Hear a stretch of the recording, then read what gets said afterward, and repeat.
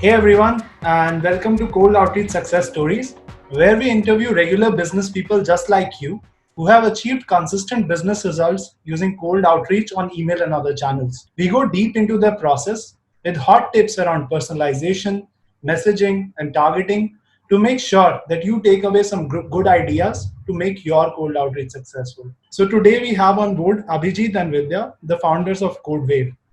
Abhijeet is a technology leader. He helps business hack through the cloud edge hyperness. He has helped architect 100 plus enterprises in 10 plus industries to run 24/7 online with speed at scale tech and information systems.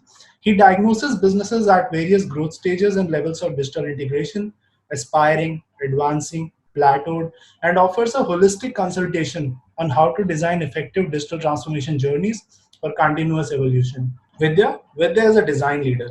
She helps businesses apply design thinking to agile digital innovation. She has helped design hundreds of digital first businesses in 10 plus industries, nailing virtual interactions and journeys to deliver maximum value, evolving a robust design thinking practice. She diagnoses businesses at various stages, newborn, growing, plateaued, and offers a holistic concentration on designs that don't work and helps you integrate design thinking into your continuous delivery process. So, guys, welcome to the podcast. Thanks, Saurav. Hi, Hey, hi thanks, everyone. thanks, Saurav. Thanks for having us. Yeah, so just going through your description, it seems like like really high tech stuff. So, in simpler terms, can you guys like break that down and sort of explain what you guys do? So, in one line, we are using AI and automation to evoke the first emotional reaction when you're sending a cold mail out. And being a B2B business, I think we have best used the latest of open source tech that's available. To do the marketing automation bit, I think Abhijit can talk a little bit more about what we do. I mean, we are a software services company. We focus on design thinking led digital transformation. Of course, our audience is predominantly B2B guys, and most of these are CXOs. So, we'll talk a little bit more about how we designed content to attract the attention of our target buyers and then following it up with human interaction. All right. So it seems like basically, say I'm an organization, I have like 500 to 1,000 employees, and I was born in a different era. I didn't know and didn't adopt tech that well, right? So now, like as far as I understand, you guys come in and you sort of get them into the modern era. You get them the latest technologies to sort of make their processes really efficient and deliver certain business results. Is that a good summary of what you guys? Yeah. Digital transformation, Yeah, yes. that's one of the things like app. That's basically app modernization. So other things, we also help a lot of startups. We work with a lot of VC firms, helping their portfolio companies with very quick prototyping.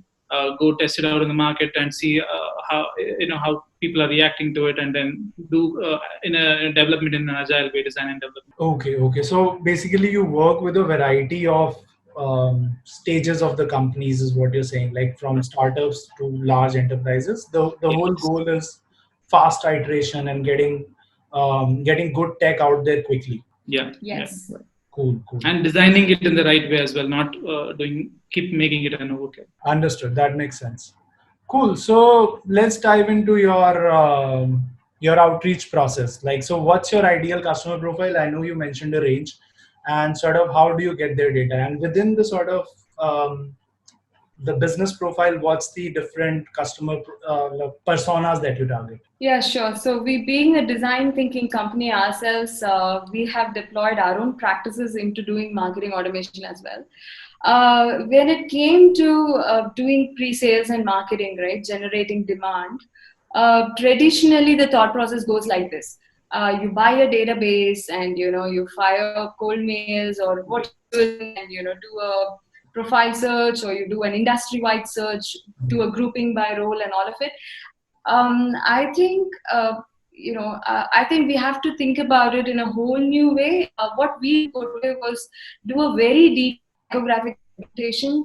You're basically grouping your target audience by their behaviors, by their motivations, by their intentions. by their fears and curiosities. So, and then once you group them, you can design content which you can, of course, send in an automated way to generate a conversation. You create a conversation one-to-one with those them. So that's what we've tried to do. Our audience, like, we had about 5 to 6 personas, that we created, that formed like 80% of our customer base. So these were mainly founders, visionary leaders, creative heads, innovation heads who were more right-brained. They were very vision obsessed. These are the guys, who can be triggered easily by curiosity of creation, because they really want to see the future ahead of others in the room. That's their motivation. That's what moves them to sort of curiosity from action. And there is another set of audience we have like VPs and heads and CXOs who are chasing some kind of a target. They're mostly left brained, so they are motivated by data driven decision making, more predictability in outcomes and all of that. So we primarily group these two users as one driven by curiosity, the other is driven by fear, mostly fear of missing out. So and yeah. And then what we did was sort of tried and we just imagined how our cold interactions could look like with these users, starting from the first connection, the first email. Should it be a positive headline or a negative headline? What would trigger an interaction? Would it be more of a fear of missing out headline, or would it be more of a curiosity headline? We tried experimenting there. Ideally, in a cold mail outreach program, you would have planned 4 emailers, with specific time gap in between, right?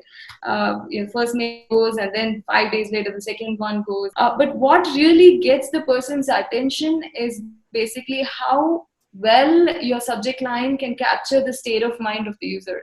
I think that's where all of your attention should go. You can mix this fear and curiosity, fear through all of your first 1, 2, 3, 4 emails that you do, depending on the user profile. I think predominantly these are the 2 dominant emotions, fear and curiosity, especially for a B2B business. That's what I would say. If it is a B2C business, you can play with a range of emotions. Like if you're let us say, especially during the COVID season, there are manufacturers of face masks who would want to sell their product to hospitals, healthcare institutions, and other institutes, right? Other social working institutions. So now, how does this face mask manufacturer get the attention of this hospital? If you imagine this guy sends out an email with a visual that goes like this. There's a plane, there are people in the plane, and this guy sneezes without wearing a mask in the plane. Wow. And then the next you see is an animated animation of how the sneeze and the particles spread throughout the air. And then you trigger a strong emotion of disgust and fear. And from there, the prospect gets in touch with you saying, hey, I need your mask. Say, what should I do? So and then from there, you start having a human interaction and then making a sale.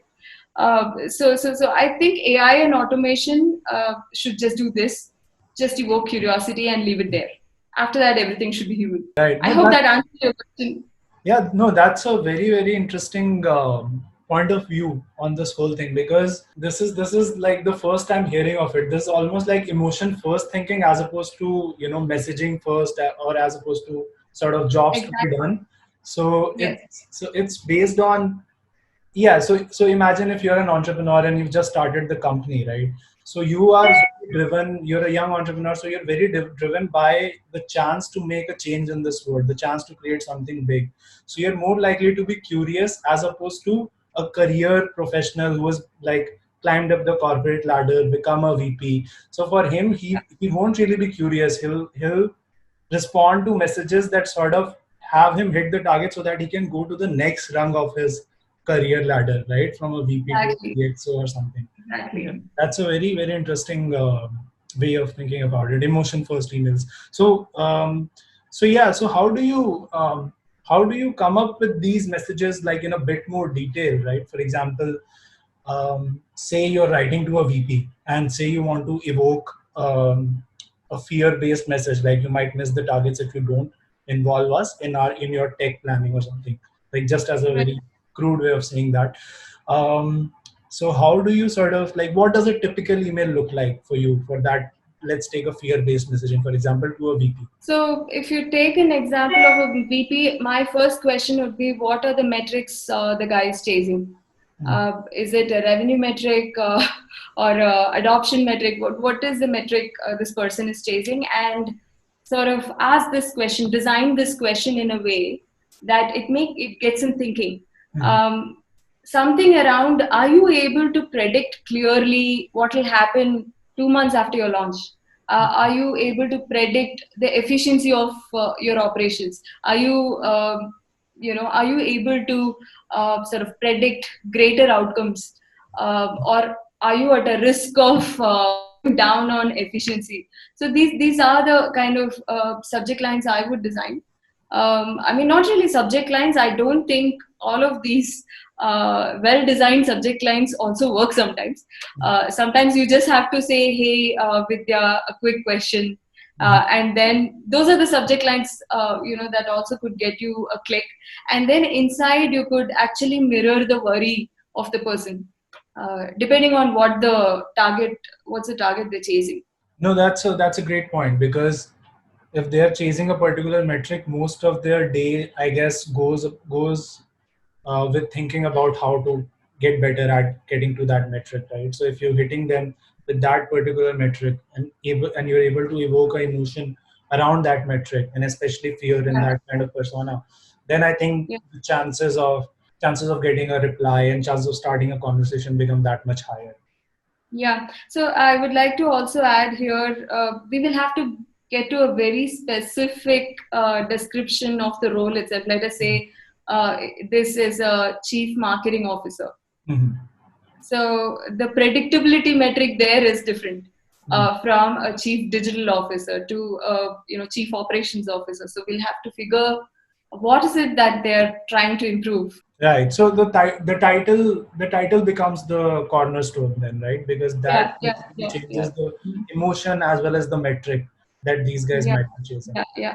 A lot of people on LinkedIn don't really reveal their actual titles. Some of the titles are very abstract, so you can't really figure. Mhm. Some people who have their aspiration or the target that is reflecting on the role, Mhm. the black swan is there out there. It's revealed, so you can actually target your message in a much more personalized way. Got it. So where do you get their data, by the way? Mostly LinkedIn, or what are the sources? Yeah, so yeah, we currently are using LinkedIn as one of the major sources for the prospecting part of it. Yeah, we use Sales Navigator for that, and then some data enrichment is a must. Email pulling out the email IDs and then making it pass through a validator, and then the process itself. Post that we don't directly go into email automation. As a rule of thumb, we want to keep the automation uh, mimic a person, actual human. So it should not do more than what an actual person can do in an 8 hours time. If you're sending, a mail from one person plus LinkedIn connections or Facebook messages or anything, right? So not being an overkill, that's something that we've followed, and that's given us quite good results so far. That also makes sure that we are really deep diving into the segment, and so the content need not, it need not be just based on uh, the position, right? It could also be based on the location plus position. You need to do these multiple niches, do a little bit of research of what is happening, line or two of that extra bit of personalization about the company or the region, something that's happening. That is what will make them feel that it's a natural connect. It's not someone who's automating. And if you want to just blast out thousands of mails in a day, then this strategy won't work. And then, of course, the results of it as well is not going to be nowhere close to what the kind of results that we might get. Yeah, example, product managers in Bangalore behave differently from product managers in Mumbai or Yeah, Delhi. right. So you Even have within to the be, country, yeah. yeah, you have to be able to get down to that specific level and define the persona, what drives them, Mm. what is their ecosystem looking like, what is at a behavioral level, like how can you evoke those emotions very precisely, I think. And also to take this example of making this connection on LinkedIn very personal. Hmm. Let us say, Saurav, I want to connect with you on LinkedIn. Right. So I would first go to your profile. I would go through your profile in detail. I Yeah. would probably click on your photo, view your full size photo, probably look at your educational background, and then probably uh, write down a small "Can I connect with you?" note, and then send you an invite. Hmm. And probably also look at your recent activity, and also see what kind of topics you're writing on, what kind of reactions you're putting there. So if I want AI automation to work for me, I would first start from understanding who Saurav is and Hmm. sort of running a sentiment analysis on your recent activity, so I can spot those keywords and then very contextually involve them in the first interaction mail that I'm having with you. Right now we are not doing the sentiment analysis part. We are only crawling your name, title, company, and trying to have an invite. First have a digital bombing happening. I mean, I'll connect with you on LinkedIn, and then I'll follow up with a conversation Hmm. over mail. That's how we are doing it, and I think that just works. and Right. and the mail content, I'm sorry to interrupt. I I think the mail content, it should just look like how a Vidya would speak offline, Yes. how an Abhijeet would speak offline. I really want to make this point here because there's a lot of cold mail outreach training programs out there which Yes. will tell you need to get all of these t-shirt mock-ups and coffee mug mock-ups and say, hey, I got a t-shirt with your name on it, all of those ridiculous stuff. But I think that doesn't work because it's not authentic. See, Yeah. as Vidya offline, when Saurav speaks to me, Hmm. am I this genuine, authentic person that's connecting with you? I think that really works. So I think we should just keep it organic, organic, organic. It's not just about the lead generation initially, but the sustenance of it as well. Otherwise, they're not going to believe. I mean, this guy is someone Yeah, else, and he's scamming the. yeah, Yeah, no, no, I completely agree. I've heard this from other folks as well. I mean, this, I think, so I was actually talking to someone and like on an earlier episode of the podcast, and he said one of the best ways of me of writing good emails for me has been to just read my email back to me and record it and just hear it back. If it sounds conversational, if it sounds like something I would say to someone, then I send that email. It's short, succinct, and almost like I'm reconnecting with an old friend or starting a normal yeah, conversation. That only then will I send it. And he had phenomenal results with cold emailing. So yeah, simple works. I'm completely a fan of that simple approach because, as you say, it's not just about getting the first reply. It's also about like them having a particular image of you as a trusted partner, right, as right, a person of value, as opposed to somebody who's just grabbed the stool and is sending out like t-shirt based invites to hundreds of yeah, people. I mean, that's also the and there's another point there. I mean, it's not just about who you get a reply from, it's also about who you piss off, right? Because there's only a limited number of people in your market. You might get like a 10% reply rate, right? That means you're pissing off 90 people, like, or at least some fraction of that 90 people who decided to take a look at your email and had a certain emotional reaction to it, because you're sort of cutting out that part of the market by choosing a particular way that you do outreach, right? Yeah, so moving on to like, I think you answered that question around what your cold outreach process looks like. So to go in a bit more detail, so you're saying that you do a sort of digital warm up on LinkedIn, which is a very interesting point to me because it's no longer cold outreach then. So could you sort of go into a bit more detail around that? Like, what does that involve in terms of step by step, like viewing the profile, sending a connect request, maybe Right. visiting websites? Like in more detail, what does that look like? The digital warm up piece. So let's say T minus two from the day of automation, an email, LinkedIn connection request goes in. But before that, you visit the profile first, grab some data from that. This is all automated, of course. Before that, you would be prospecting and kind of finding your niche. Make sure that your list is not more than 100 or 150 in nature, so that it's very. I mean, you need to spend some time on that list so that you personalize that's very, very crucial to get the response rates. Yeah. So the next step is kind of going through their, automating through a tool for checking out their LinkedIn profile, and then sending a connection request. Again, there are different strategies we've adapted to it. One could be eco-bait, another could be more like a peer kind of a this thing. We've been trying out some of the strategies. So in terms of the connection message itself, right, we have used this ego bait technique, where we are sort of telling the user that, we are connecting with people like you who see the future ahead of others. So that's sort of an ego bait. Hey, would you be joining me, in co-authoring a blog or concluding a research or something like that? So I think that also works. I mean, especially in B2B, that really works. Yeah. So we run different kinds of campaigns as well. It's not just for lead gen per se. We do for let's say PR related stuff. We for getting more content onto the we have insights.codewave.com. So we feature some of the articles from experts out there. So different strategies require different kind of mail content that you need to do.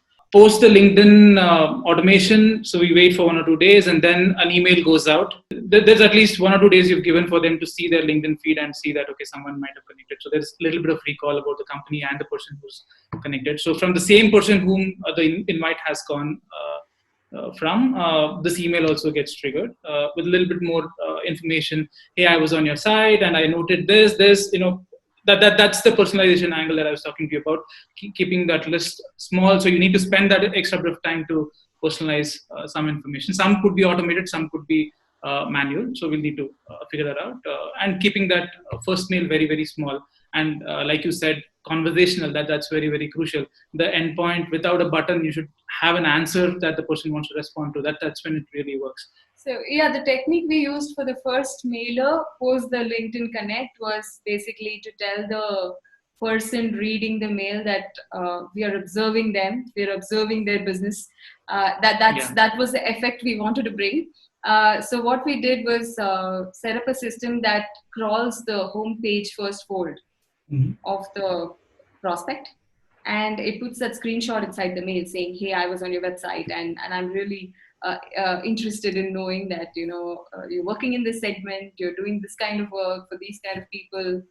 So over gimmicky thing is also, again, it can backfire. It just won't work. So make sure that it's not an overkill, but it's just a genuine attempt to make a connect. And then once you have a reaction, you can continue the conversation. And especially in the first mail, don't talk about you much. Yeah. Talk about the person, what you've done, the research information, pass it on so that they feel valued. It's not just you're taking their time and talking. Put 50, 60 lines of information that they had a father, and they just put you into the spam. So the stalker effect actually works in B2B. Just tell them that you've been stalking, and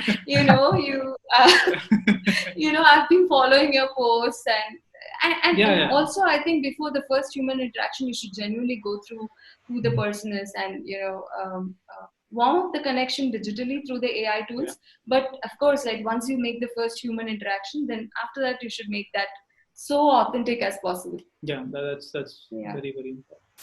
Right.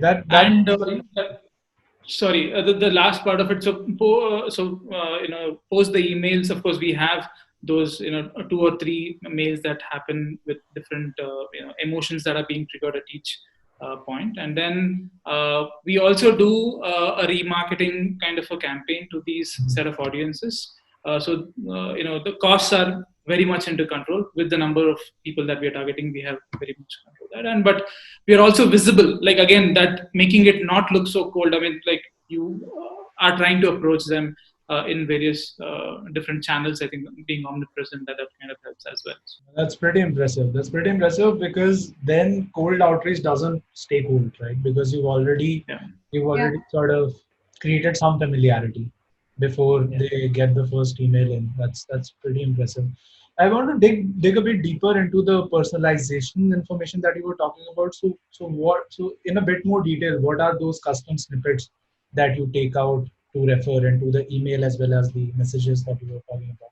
For the LinkedIn invitation, the ego bait technique, like, I'm trying to connect with people who's seeing the future ahead of others in the room. So would you be open to connecting and stuff? And that really worked. I mean, there's nobody that says no to, connect with people. So that has worked there. The first email, I think, it was personalized to a role level. Of course, if it is a CTO, the content is designed towards predictability of results with technology. And if it is a chief design officer or a creative head or an innovation head, the content was designed for more of predicting the adoption of your product, predicting the results of your experiments, and more of. So that's how I think at a role level, this personalization you can do. I don't think industry wise we tried different content. I think it's more of psychographic profiling. So you just target the role and design the content accordingly. You get the in the content you can talk a little bit about their customers that they're having, or industry specific, a little bit of content that might be there, or I mean more about them, about their company. I think that information would be crucial. Some of it, like I said, is automated. Like there are things like the customer information also we are trying to scrap some data and make that automated. But these are the things that can make you look like a gimmicky email, right? If you say, hey Saurav, I've been following ActiveSell and I'm glad to know that you've been working with this customer and then in this industry and then blah blah blah, it's just not human, right? The way we started the conversation today, that was so organic. Yeah, no, I completely agree. I won't like go up to you and say that, hey, congrats on working with Samsung, which is a leader in the electronics space with like 50,000 employees. I mean, you have that data, but nobody talks that way. It comes back to that point, like, is your copy conversational? So, I think that's important. Cool. So I guess you guys have answered this question around process in a bit more detail. So what would be your advice to somebody who's starting an outbound process today? Like, what are the top 3 things to keep in mind? I would say sharpen your LinkedIn profile. Make it about the other person. Of course, there's design thinking you need to apply even when you're updating your LinkedIn profile. You need to first mirror the state of mind of the other person. First, I would say is sharpen your LinkedIn profile, sharpen all of your marketing collaterals, your websites, your signature process videos, any other marketing asset that you have. I think being authentic, I think that's very, very crucial in this. People don't believe organic will work, but actually organic is the only thing that works. Mm-hmm. And, so I think be authentic. That's what will work.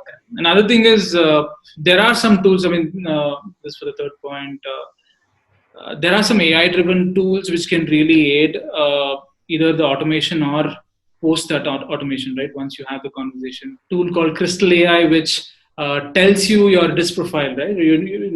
I get to know a little bit more about how you think, what kind of decision maker you are, information about you, which can help me prepare better as a salesperson, or to approach you in the right way. It gives me a little bit of more information. I think leveraging that, plus be authentic, not make it an overkill, but use that as a data point to help you with your cause. I think. So, like I said, to summarize this answer, if you can nail that stalker effect, right? Hey, I'm observing you.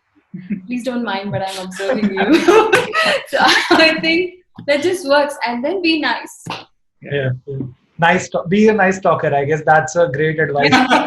Advice on how to succeed in cold outreach in B2B. I hope this podcast doesn't get misinterpreted. I mean, okay, cool. And just to add to that, one of those things that I've seen is like be iterative.